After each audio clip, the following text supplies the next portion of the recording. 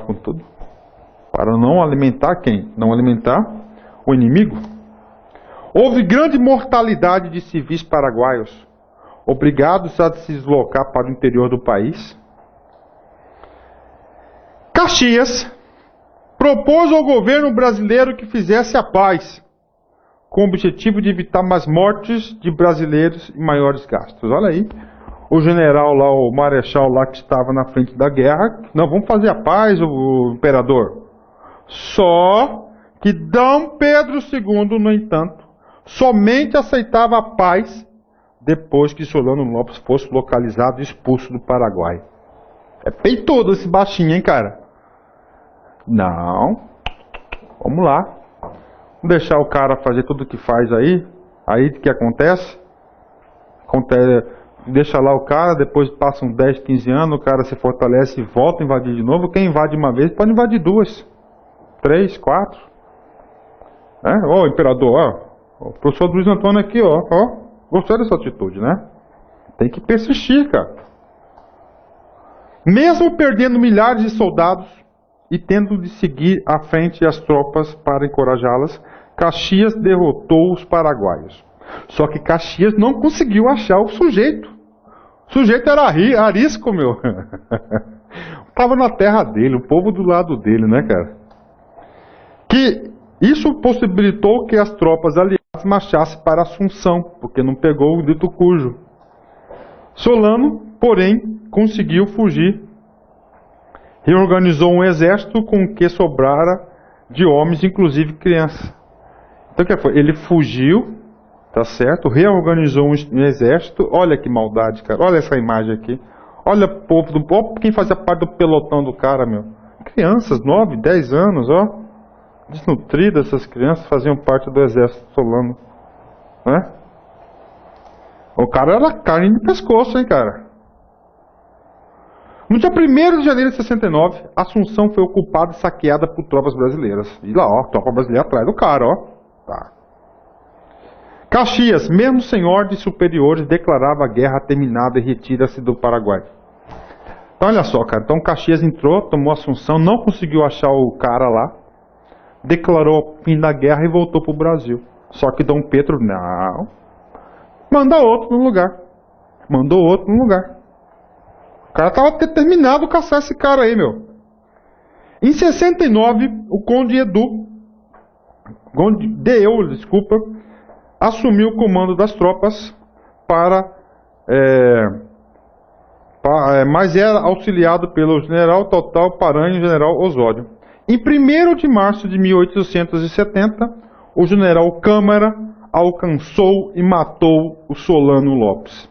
Pronto, com a morte de Solano Lopes, nós já sabemos, né? Terminada a guerra, só fazendo uma pequena memória aqui para vocês, aqui concluindo esse fecho da nossa história.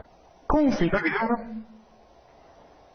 primeira coisa, Paraguai ainda continuou a existir, ou seja, reafirmou-se a existência do Paraguai.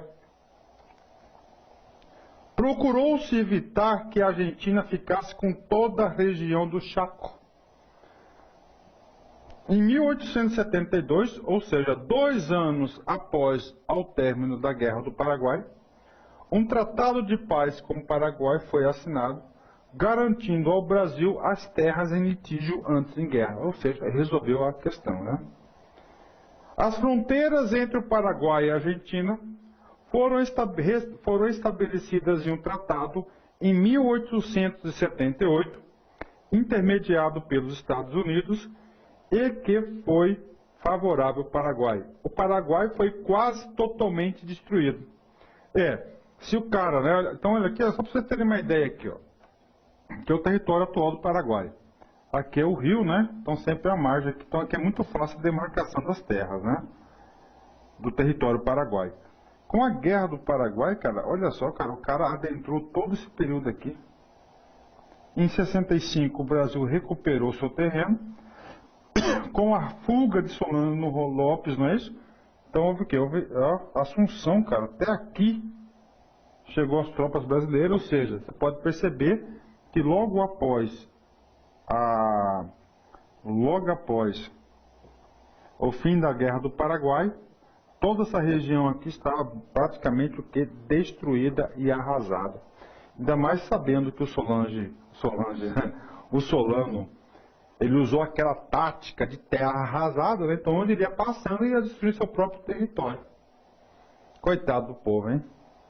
Foi terrível. Guerra é guerra, né, gente? Isso aí. O Brasil saiu da guerra fortalecido militarmente.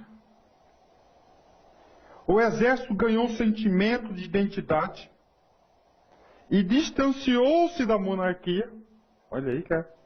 Então o exército ganhou uma identidade de importância, de útil, de necessário, proteger o solo, a nossa pátria, o nosso povo. Tanto é que é o exército que vai fazer a proclamação da República, com o Marechal Deodoro da Fonseca. A economia brasileira sofreu muito com o esforço de guerra. Como a guerra não foi uma guerra curta, de guerra você tem muitos dispêndios. O Império teve que financiar toda essa guerra, todo esse valor aí, né? Então está aí. Então sofreu muito a economia brasileira. A monarquia se enfraqueceu. Pronto, então, fim da Guerra do Paraguai, um ponto importantíssimo num período imperial. Nós já estudamos os dois pontos mais importantes. Estudamos a rusga e estudamos agora a Guerra do Paraguai. Agora vamos completar a aula do período imperial, né? Vamos falar primeiro da varíola. O que vem a ser a varíola, gente? Foi uma doença, uma epidemia que dizimou uma parcela significativa da população matogrossense. Contudo, a documentação do período não revela com exatidão o número de vítimas. Uma das alternativas encontradas pelas autoridades para conter a epidemia foi construir um novo cemitério chamado Nossa Senhora do Carmo, o denominado pelos populares de Cai-Cai, né? Porque mataram tanta gente que só ia cair nas pessoas, né? Professor, como é que pode cair uma questão sobre varíola? Varíola, o cara pode querer saber de você qual foi o período. O período foi o período que foi no Segundo Império, né? O Segundo Império foi o período da varíola. Vamos adiante. Vamos falar um pouquinho agora sobre Cuiabá, né? Cuiabá lá no século XIX. Em 1870, a cidade crescia de forma desordenada. E até hoje, hein? Esse crescimento era resultado das migrações internas e de paraguaios. Nesta década, a cidade já possuía distritos: Barbado, Cochipó, São Gonçalo Velho, e vilas ou freguesias: Nossa Senhora do Rosário, Nossa Senhora de Brotas, Nossa Senhora da Guia, Santo Antônio, Chapada e Livramento. O crescimento era acompanhado pela violência e criminalidade. A sociedade cuiabana era formada pela elite: grandes comerciantes, grandes proprietários rurais, funcionários públicos e altas patentes militares. A classe média: militares, profissionais, liberais, membros do clero. E classe baixa: livres, pobres e escravos. Então era bem definido, né? Classe alta, média e classe, né? Baixa, né? Só um pouquinho dos fatores populacionais. Então, aqui algumas fotos, né? Umas fotos de algumas construções, né? Por variar, igrejas, né? Várias igrejas aí. Isso aqui é de São Benedito. Qual é o nome dessa igreja aqui, Paulix? Essa aí é São Benedito. Não, São Benedito é essa aqui. Essa aí Fica na prainha. Nossa Senhora Auxiliadora aí, ó. O Paulix é economia, né? Agora a economia, eu vou estender um pouquinho a economia. Vamos falar da economia de 1870 até 1830. Lembrando que o Segundo Império, o período imperial encerrou-se em 1889. De 1889 a 1930, nós temos um período da Velha República, um período republicano. Tá? Então vamos aproveitar aqui e passar ao lado da economia, né? A abertura da bacia da Platina possibilitou a integração de Mato Grosso ao capitalismo internacional, no processo de transição do trabalho escravo para o livre, que a província passou a exportar produtos pelo extrativismo vegetal e pela pecuária. Por quê, gente? Olha o que aconteceu aqui. Mato Grosso, sem estradas naquele período, sem meio de comunicação, era o quê? Era o rio. Teve o quê? A Guerra do Paraguai, consequentemente a nossa economia foi pro buraco, cara. Não tinha para onde escoar, não tinha para onde comprar os nossos produtos aqui, nossos insumos. Logo depois da Guerra do Paraguai, houve o quê? Houve a tranquilidade da logística. E, consequentemente, nós fomos inseridos no cenário econômico. Então, os principais produtos, vamos começar aqui. Primeiro, cana-de-açúcar.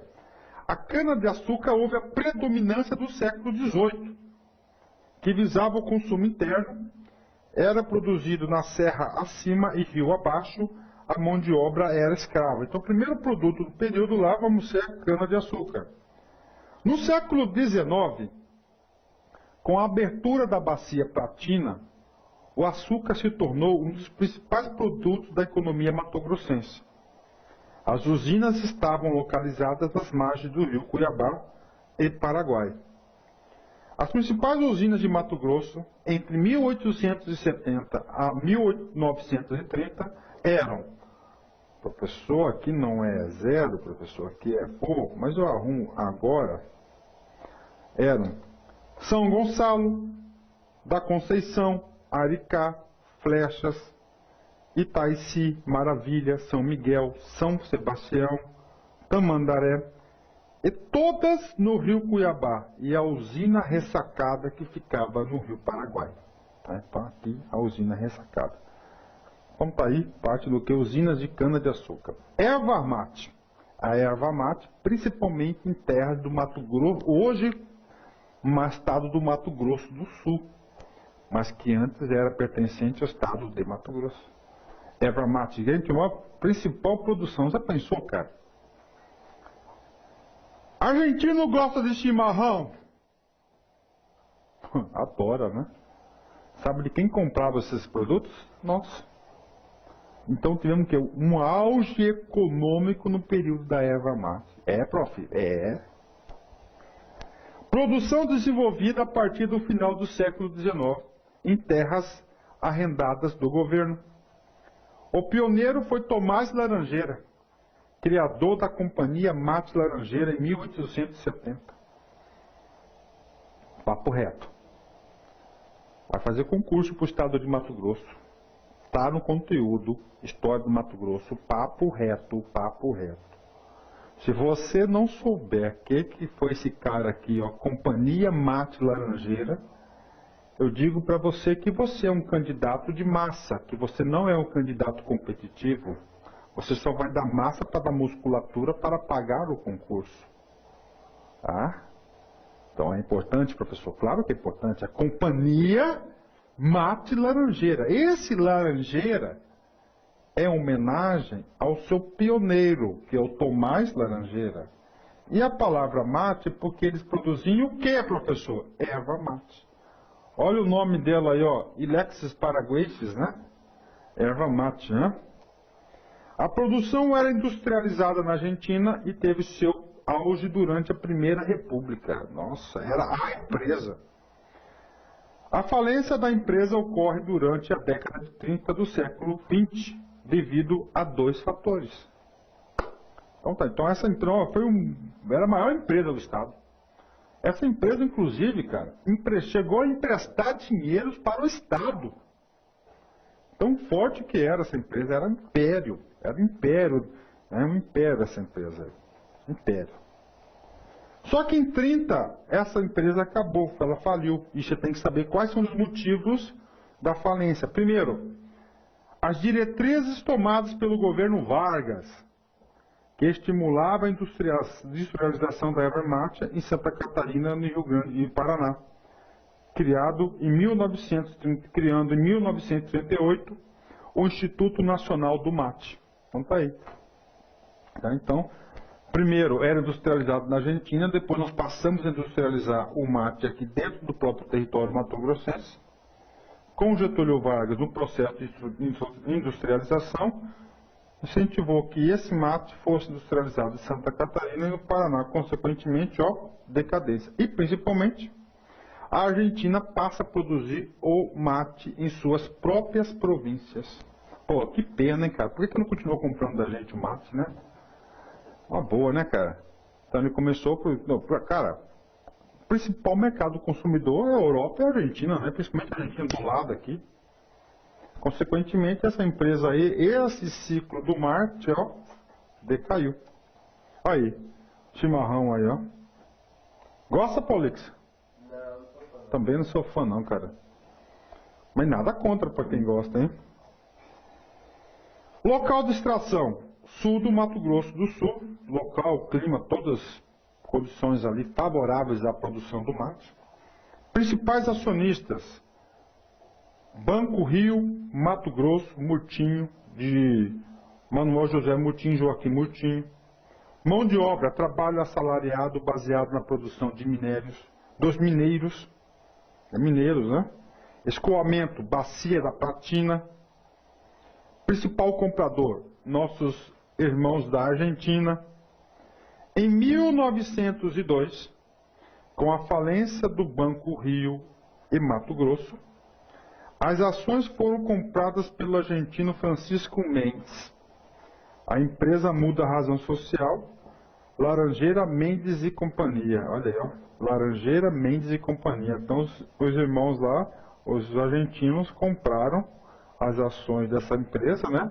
E mudou o nome, Laranjeira, Mendes e Companhia.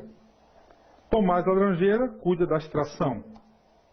Francisco Mendes cuida da industrialização.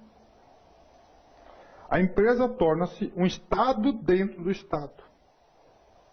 Era a empresa do período. É um Estado dentro do Estado. Cara.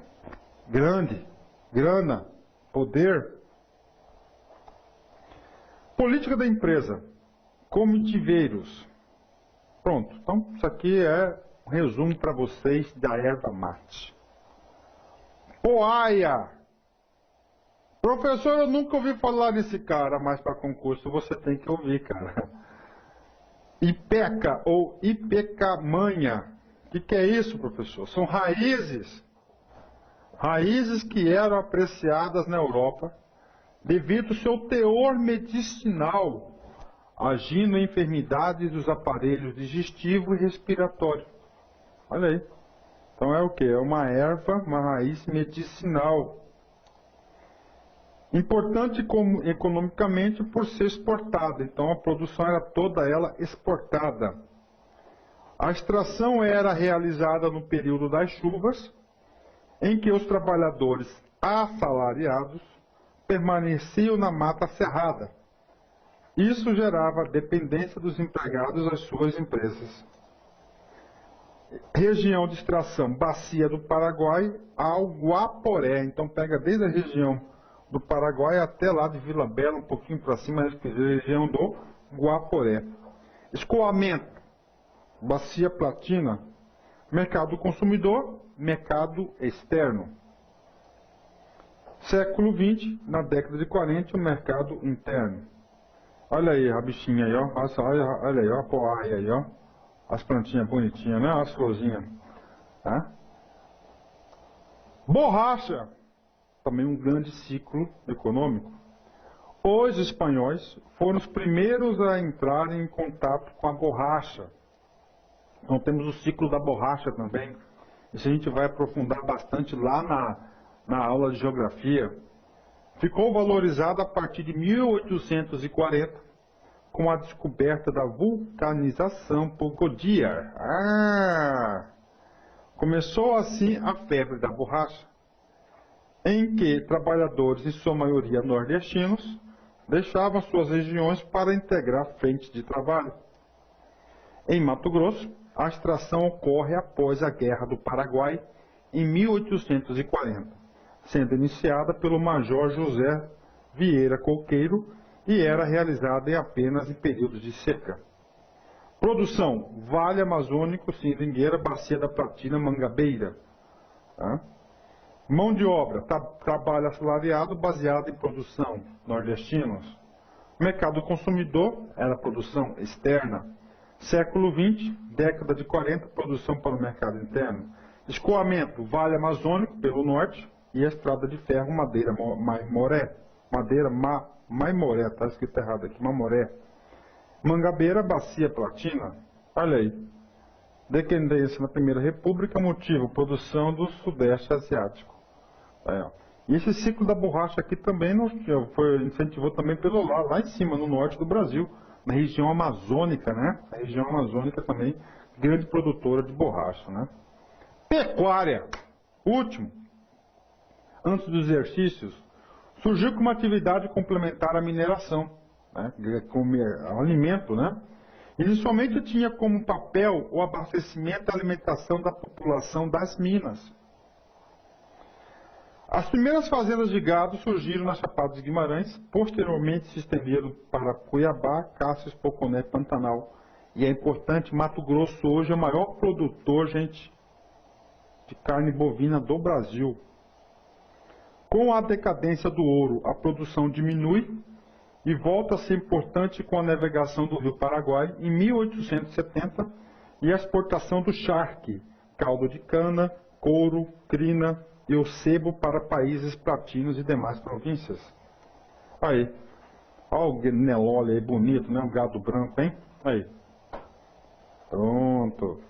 Século XVIII, período colonial, mercado interno, ok, isso aqui é do gado ainda. Período imperial, mercado interno e mercado externo. Então a produção agrícola da pecuária visava atender os dois mercados. Ah, isso aqui nós já estudamos esse cara aqui. Exercícios. Legal, né, cara? Aí. É difícil? Não é. É gostoso? Demais. Isso aqui não é só conhecimento, isso aqui também é cultura. Tá? Cara, essas aulas aqui para mim é muito gratificante, cara, porque eu estudo isso aqui muito, né? Eu gostava muito dos livros, gosto ainda dos livros do finado Lenine Povas, cara. Ele foi vice-governador do estado em 64, 65. Em 66 a 70, alguma coisa assim. Grande historiador, cara. Livros dele maravilhosos. Mas a leitura dele não serve para concurso. O concurso é mais uma coisa mais instrumentada, mais pequena e tal. E a gente tem uma possibilidade de passar um pouco a nossa cultura, né? Vamos lá, vamos fazer um exercício para vocês aí que a gente separou aqui os exercícios, né?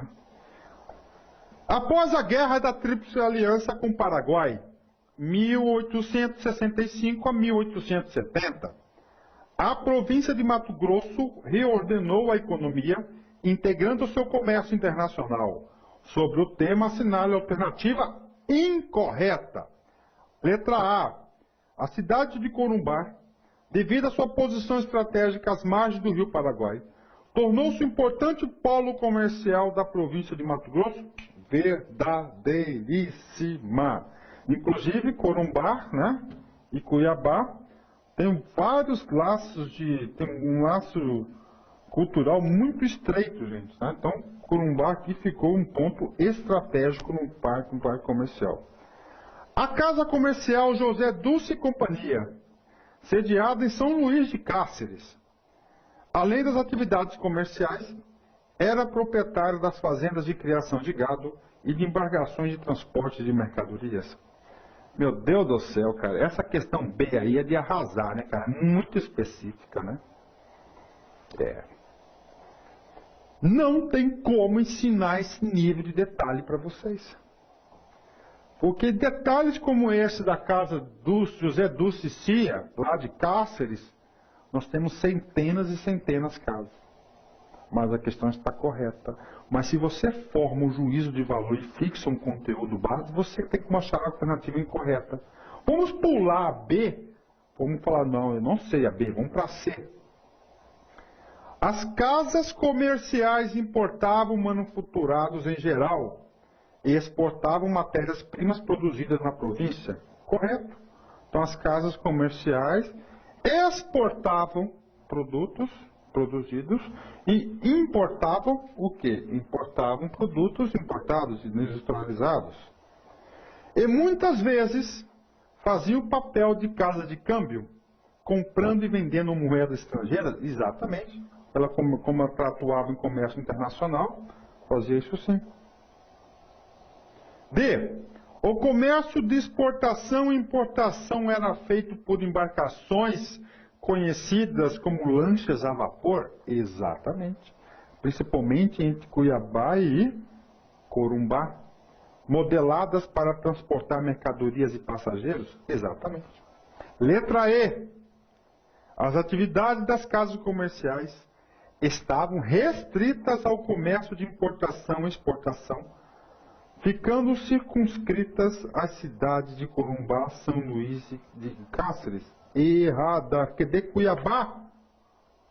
Está errado. Está errado Cuiabá, e não é só restrito, fazia até câmbio.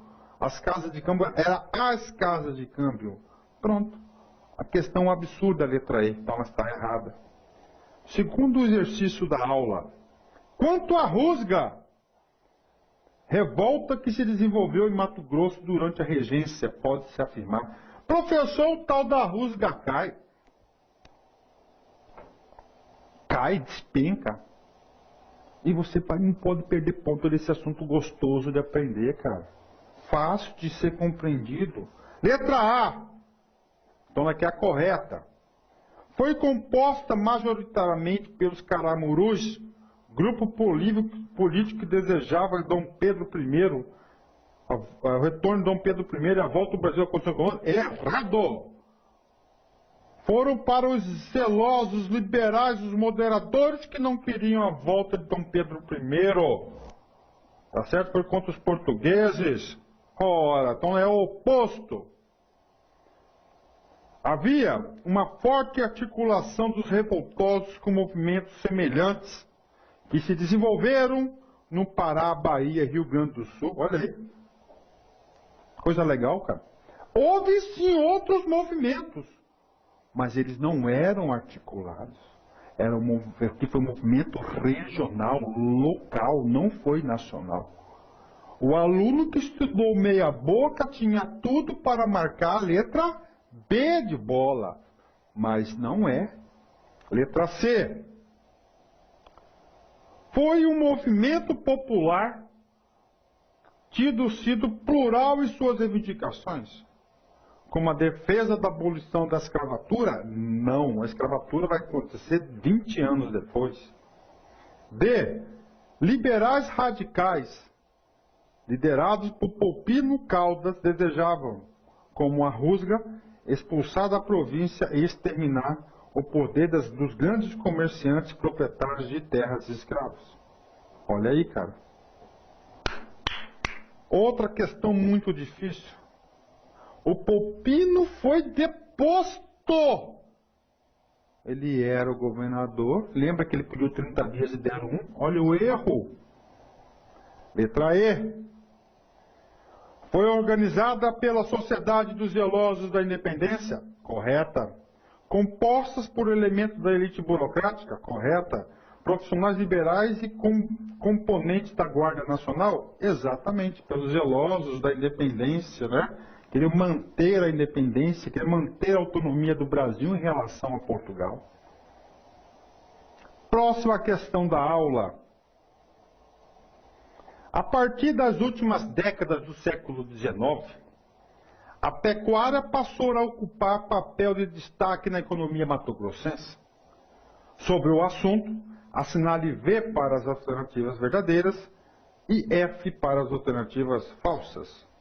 Primeiro, a intensificação da navegação do Rio Paraguai a partir de 1870. Verdade? Sim, porque a partir de 1870 acaba a Guerra do Paraguai, pronto, a Bacia Platina agora pode ser navegada e pode realizar o comércio, correto? Proporcionou a vinda de várias empresas, inclusive estrangeiras, para a então província de Mato Grosso, visando a exploração da pecuária? Correto!